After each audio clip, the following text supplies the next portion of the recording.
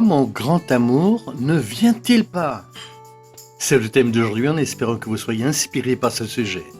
Ce programme a été enregistré à l'origine par Ricardo Melo de l'Institut Namasté le 9 juin 2020. Les audios sont préparés par des volontaires de la pilule inspirante. Notre équipe de collaborateurs a toujours besoin d'aide. Soyez-vous aussi volontaires dans notre cause. Rejoignez nos pages sur Facebook, Pilule Inspirante.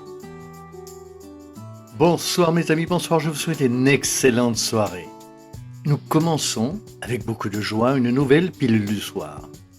Notre souhait de lumière, de paix et de joie à vous et à votre famille. Aujourd'hui, j'aimerais répondre à une question d'une auditrice qui raconte son histoire.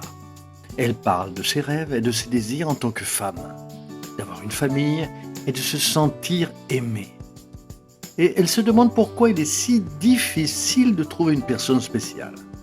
Elle signale qu'elle a une amie qui, selon elle, n'est pas une personne très digne de confiance. Elle n'est pas une personne spirituelle aisée. Et les hommes courent toujours derrière elle. Et cela l'intrigue car elle et son amie sortent toujours ensemble. Elle se considère aussi jolie que son amie. Et de toute façon, elle ne comprend pas pourquoi elle n'attire pas les gens qu'elle voudrait. Elle voulait savoir si c'était le karma et si ce n'était pas le cas, comment elle pouvait comprendre cette situation. Je pense que cette question est très bonne parce qu'elle nous permet d'explorer certains des angles que le monde supérieur nous offre. Le premier point est de comprendre ce qui est bon et ce qui ne l'est pas.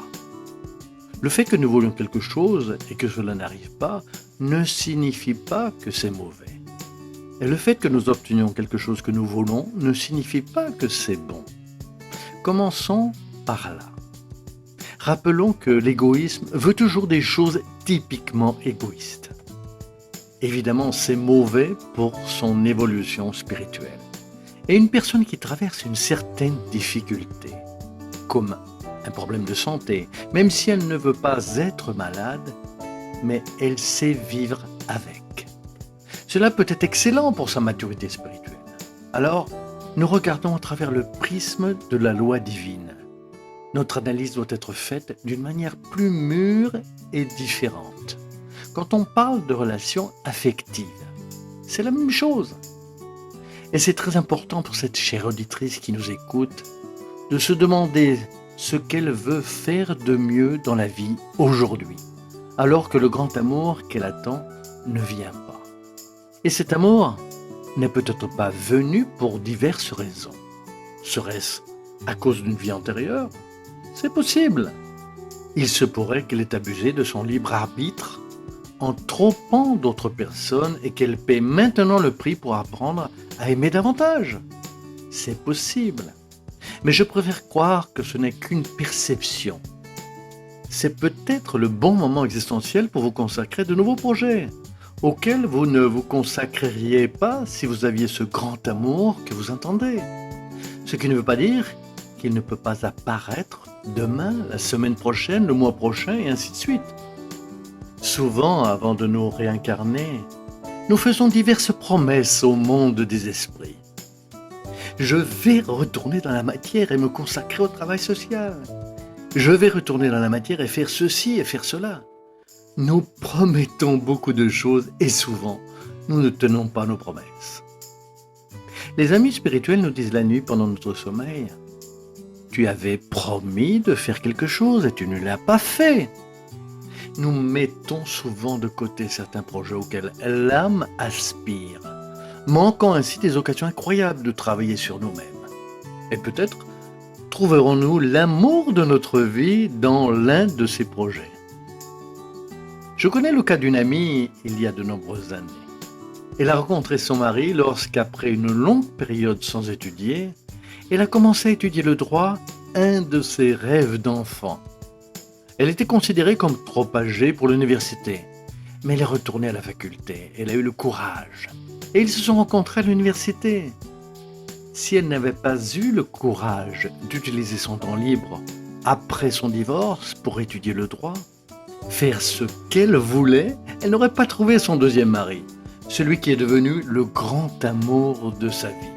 La vie nous invite souvent à y réfléchir. Le troisième point concerne son ami. Le fait qu'il y ait plusieurs prétendants autour d'elle peut, dans un premier temps, être quelque chose d'intéressant du point de vue de la séduction, mais pas nécessairement d'un point de vue spirituel. Chaque cas est différent. Vous saurez quel niveau d'attirance ces personnes ressentent. Parfois, plusieurs personnes sont de son côté pour des raisons sexuelles. Nous ne le savons pas. Combien de fois entend-on parler d'hommes attirés par les femmes uniquement pour leur sensualité ou la sexualité, et malheureusement avec d'autres intentions que celle de fonder une famille. Mais peut-être que votre ami est en danger d'une relation complexe, abusive et délicate, au détriment de relations saines et naturelles. Pas nécessairement du désir sexuel. Il existe de nombreuses possibilités. Mais ce que je voulais souligner, c'est qu'il faut bien utiliser le temps pendant que le grand amour de vie n'arrive pas pour vous occuper de vous spirituellement, de vos désirs émotionnels, de vos envies, avec la certitude que le moment venu, le grand rêve se réalisera, soit dans cette vie, soit dans l'autre.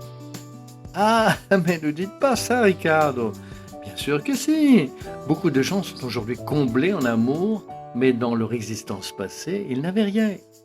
Ils apprenaient et se perfectionnaient pour attirer le grand amour aujourd'hui.